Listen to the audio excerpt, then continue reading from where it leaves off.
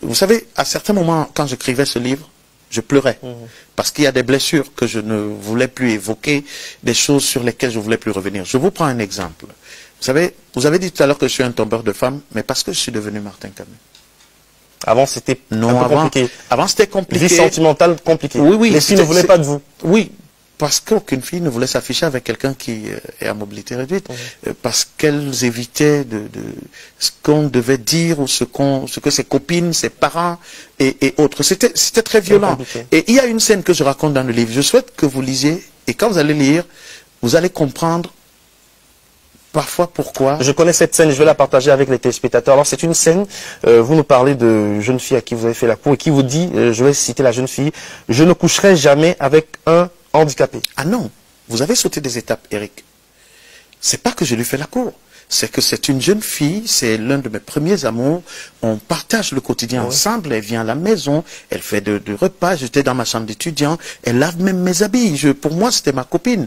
Et on se retrouve donc dans une situation où on doit passer à l'acte. Et on est en tout viril que vous êtes. Oui, oui, bien sûr, vous pouvez imaginer, je vous épargne. Le handicap n'a absolument rien à voir avec la virilité. La preuve, marié, père de 5 enfants. Je vous épargne des détails de ma virilité. Mais qu'est-ce qui se passe? Je suis avec la jeune fille dans la chambre. On est en tenue d'Adam pour les détails. Vous imaginez dans quelle situation je suis? Et elle me dit, je ne peux pas coucher avec un handicapé. Alors, c'est con. Et c'est violent. C'est con, pourquoi? Parce que le seul instrument de l'acte sexuel qu'on doit juger, c'est la virilité. Tout à fait. Elle constate que tu es viril. Mais elle te dit que je ne peux pas coucher avec un handicapé. Ces situations sont des multiples situations où il est difficile pour toi de parler à une jeune fille, à une fille à l'école. Mais la seule chose qui m'a sauvé à l'école, parce que tout le monde ne sera jamais Martin Camus, la seule chose qui m'a sauvé, c'est que j'étais brillant.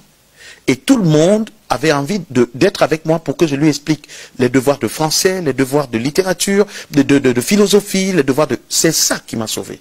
Et c'est cette carapace qui m'a aidé à subir avec moins de violence un certain nombre de choses. C'est pour ça que j'ai été président de la coopérative dans le lycée, j'ai été président du club journal, parce que tout le monde était d'accord, entre guillemets, qu'il n'y a que lui qui peut faire ça. Et c'est ça que j'essaye aujourd'hui de vous dire que on a vécu des choses incroyables. Moi, je ne pouvais pas parler. Quelle est la jeune fille qui était au lycée?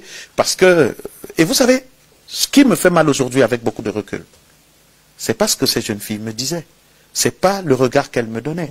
C'est que j'ai compris que leurs parents partageaient des choses dans la maison qui influençaient leur façon de voir.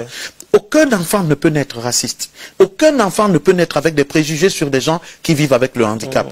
Ils grandissent avec ces préjugés parce que dans leur environnement familial, quand on voit une personne vivant avec le handicap passer, on se moque et nous on a l'impression que c'est facile et eux ils prennent ça comme une honte.